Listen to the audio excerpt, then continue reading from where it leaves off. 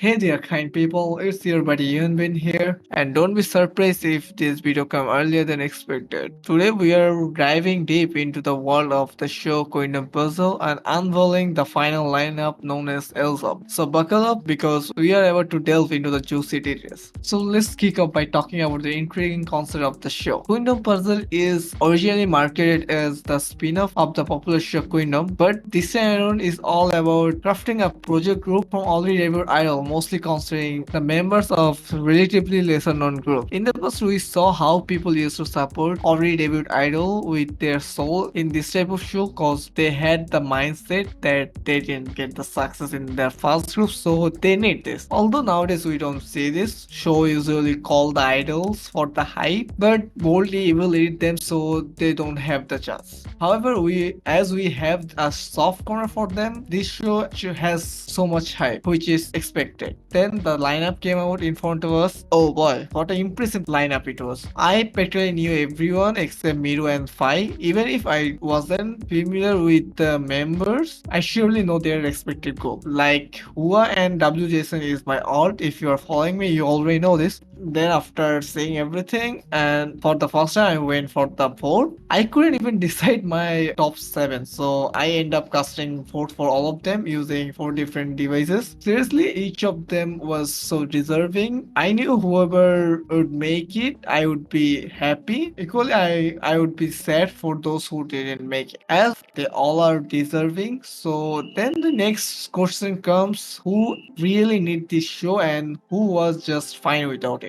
According to me, members of Weekly, Haikyuu's Rina and Hiso, Sangha from Lightsome, Yuki from Purple Kiss, and Triple S don't necessarily require the show to shine. Daily might say Weekly went to so much, so let's rewind what really happened to them. First, they made a flop comeback, which technically speaking wasn't a flop because according to the sales, it sold more than their previous sales. And then they lost a member, but on this date, June is more relevant than Weekly, so they are not doing good. Then okay, will eventually join the group, I guess, but joining the group might impact Purple Kiss dynamic because I personally think Purple Kiss will be inactive after that because right after we got on the show, we got Son's solo debut, so I'm seeing that coming. So next we have Triple S. I mean, do I have to explain this? Cause they don't need this type of show, cause they can make this type of show among themselves. Cause all 24 members will compete in a show, then the top 7 will make a unit. I mean, I'm saying this is coming. Like, you will see this something like this in future. And models, if you are not considering this idea, you should actually. And what Lightsome need is a comeback with their new lineup. And same goes for the weekly actually. Lastly, Haikyuu doesn't need the show cause they're getting the popularity. I mean, they're getting it. So they're getting the popularity. So rather than focusing on a temporary group, they should focus on their own group. On the flip side, the disbanded group member turning into soloists like Kei, Yeon, Changmi, Jui could use this opportunity to catapult their career because you should agree with me, the group dynamic often brings more success than the solo ventures. Other than that, Wikimeki's Ellie need the show cause it's already been 6 years of them and one more year and boom, they're gone. Because they need something breakthrough so they can survive actually. And Rocket Punch member and Cherry Blue members would also benefit from the show equally, although the evil eight might not be in their favors. Although Rocket Punch is well known in the Japan but not as much in Korea. However, the person who needed the show most was Bora. It was her third attempt and she always missed the final cut. And I am really afraid next thing we will hear will be the disbandment of Cherry Bullet. Most likely we will see one more comeback after the show as all 3 of them didn't make it. So I think Hartley will get 1 or 2 more comeback and if they don't do good, they will be gone. After what I saw with Cypher, I don't have any belief in anyone. I mean, other than that, I think Ua also needs the show, not being biased cause Ua is my alt, because they are not well known and their music is so good. While some might recognize Nana to a certain extent, but the group as a whole still flying under the radar. So the thing is that they are under a small company, which brings its fair share of uncertainty. Who knows when the company might decide out of nowhere to disband them? We will never know. And I mostly, if you were following me, I mostly follow the lesser known group, and I constantly getting afraid like that they make a comeback. I'm like, will they will survive another comeback? So I really want them to get the success so they can maintain their position into the industry. And Heike might have the same similar situation because they are also not under a known company, but I don't think the company will disband them anytime soon. If they want to, they would when all the Stella controversy was going on. But after that, they got two wonderful comebacks, and they just announced another comeback with Youngke again. So that proves they got money. So lastly, I do think Yerum doesn't need the show because WJSN already has everything. Although as they are my alt, I want them to gain more and more popularity. But it is safe to say out of all the fandom here in this show, Ujing is the most active fandom in terms of this type of show. Like we saw in Queendom, Second World, Carl Rivers, Produce 101 China, everywhere they were on top. In Produce 101 China, the both members were in the top 2. So you should leave a space for her in the top 7 and we will see her for sure. So after discussing about that, let's actually shift the focus onto the performance. And first, the up-down battle that showcased some decent performance, although some felt live while other gave off totally lip-syncing vibes. The contestants kept embracing the live singing aspect, like someone getting surprised by saying, "Oh, it was live." Then one is saying she was facing hardship while singing live. Although on the most servile show, when they're auditioning or performing for the first time, we see there is some voice crack or high note miss, but when they're singing in front of the live audience, it's smooth. I don't know how that happens, but most of the time it happens. So yeah. However, out of all the upside down battles, Ellie's and Hen performance was stand out to me. It baffles me why they received so many downvotes, but I like their performance. Hen's performance in particular was so sexy. It was too hard to handle actually, and Bora killed it. It was totally goosebump me when she was hitting those high notes. Yeah. Next up, the 7 vs 7 team battle. The round teaches us two original songs, which was Charismatic and Snap. For musical perspective, Charismatic struck a chord with me because it was so refreshing song, and we saw this song on M Countdown first, and the show actually clears the confusion why Bora and Cheng are in one team but Jiyeon is in a different one, and why Hiso and Reina doing the same song but in different teams. However, in terms of performance, I have the same opinion as the jury. The Charismatic Big Team and Snap Top Team were better, and in Snap Top Team, Hiso really shines. Even if someone doesn't know her, she would catch their attention for sure. Now let's talk about the remix battle. Among the performance, fighting undoubtedly took a lead, oozing with an electrifying vibes. But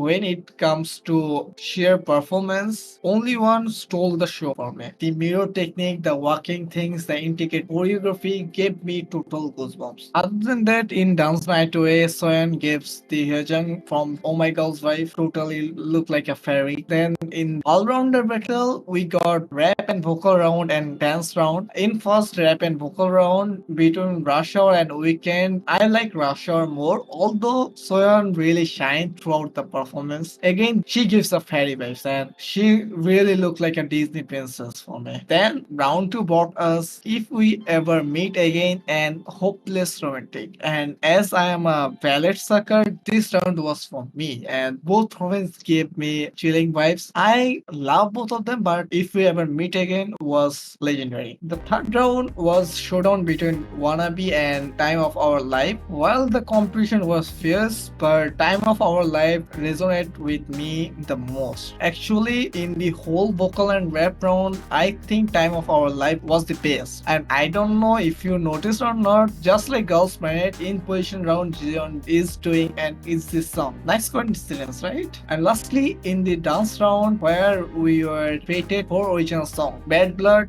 Wave, Overrated, and Glow Up. Now, in terms of sound, the ranking is kind of like Bad Blood took the top spot, closely followed by Wave is at the number 2. Glow Up secured the third position and Overwater rounded at the list. However, when we shift our focus to the actual performance, the dynamic changes a bit because in the performance, I like Glow Up more. It was an absolute standout, the showcasing the impressive level of their teamwork. Then Wave on the second position because they have a really powerful choreography with their rope, and I like those. And quick movement was beautiful. And the Bad Light, which I thought would be my top in terms of choreography, but they did some missteps during the performance. But other than those hiccups, it was a solid performance. In sound wise, it was the best. And finally, Overwater again in the fourth position. Although the performance was good, but again it reminded me a question like, can you enjoy that performance if you don't like that sound? I guess I can't, so that's why I didn't enjoy that much. But choreography wise, it was decent actually. Same file comes that broke my heart when Bora and Jion actually get eliminated along with Zoa. So it was not good.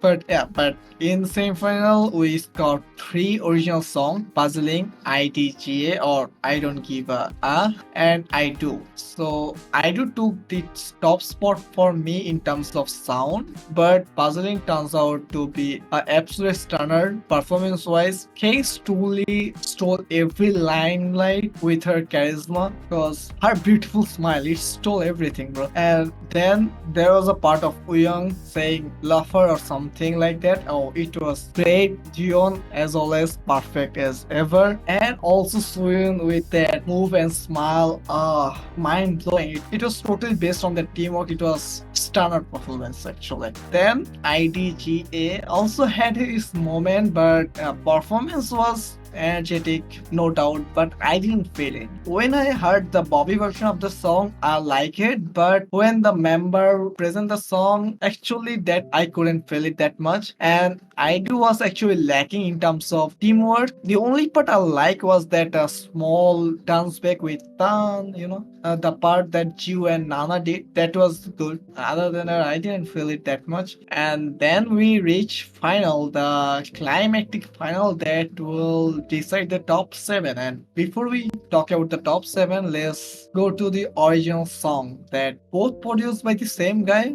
He mostly worked with SM like Don't Call Me and Don't Fight the Feeling, and most recent one was the AO by NCT. Wait, I just noticed something. There were so many SM songs throughout the show, right? Wait, let me count. Never mind. There were just 3. That's the thing. They only covered 12 songs out of 3 were SM song. Also, 3 of them were JYP song. And I noticed the members themselves actually when they were like performing the up down battle, most of them choose the SM song. Like most of them was the Taemin song, Advice and Move, and also there are so many SM song in the up down battle. Also one more thing, I was watching Island, the first season of Island. I just started watching, and indeed like the first round when they were like, you can say auditioning part, there are so many NCT song, like so many SM song. I don't know, it's like for auditioning SM song is really popular or something. Although I didn't like their song. Yeah, whatever. Let's talk about the final song actually. The last piece had a center jump in terms of both performance and sound. On the flip side, the linear felt slightly underpowered. And I even can't blame the sound because with some moment where background music actually overshadowed the vocals, there were some moment I couldn't hear the lyrics properly, not even the members singing. I just were hearing the background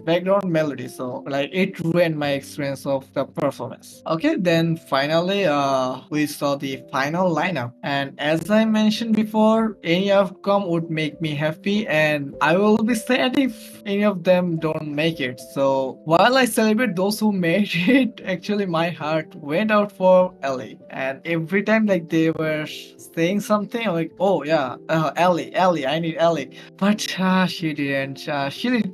She truly deserves a spot here. And why only 7, bro? You should do more. Like every show I'm watching, I'm like, I'm complaining about the numbers. I mean, why only 7? It could be 9, it could be 12. However, the final lineup is up really stands strong and they have really good amazing lineup. Everyone was so amazing. And oh yeah, one more thing. Purple Kiss actually announced their comeback. So I guess I'm wrong about the thing that they will become inactive, but I inactive actually. I guess they will not. They will still promote both groups, and I really can't wait what the journey unfold for Elsa. And I don't know if you did notice or not, the lineup didn't change from the semi-final, and it didn't change that much throughout the show, except for the Cherry Bullet Girls. It didn't change that much. If you saw my video on Voice Night, I explained why Twitter didn't make the final cut. Mostly because how many members you can vote actually consistently change. First it was 9, then 6, then 3, and at last it was only 1. For that, you can vote your second pick, and that's why when everyone likes a guy but he's on everyone's second pick, don't make the cut. However, in Queendom Puzzle, it was always the 7, and that's why we didn't see a drastic change in the ranking, except of course for the Cherry Bullet Girls ranking. Hence, it proves my theory actually. And also that reminds me, at first I thought the voting would be calculated all in the end, like the normal Queendom where we vote every week and they perform every mission and gets benefit and everything will sum up in the final, and